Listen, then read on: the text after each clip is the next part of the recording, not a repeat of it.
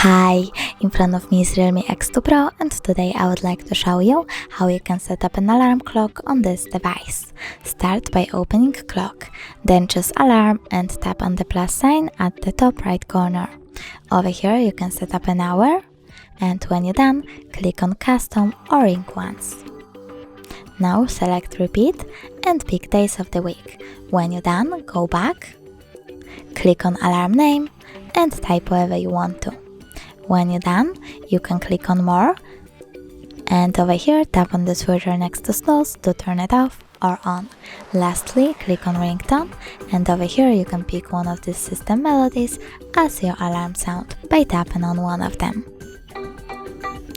You can also click select from files and choose music from your own phone. But lastly, tap on vibration and pick one of these vibration patterns for your alarm, or turn it off completely by tapping on no vibration. When you're done customizing your alarm, click on save at the top right corner, and as you can see, my alarm was successfully made and saved. If you want to turn it off completely, tap on the switcher next to it. You can turn it back on the same way. Thanks so much for watching. If you enjoyed this video, don't forget to leave a like, comment and subscribe. Bye!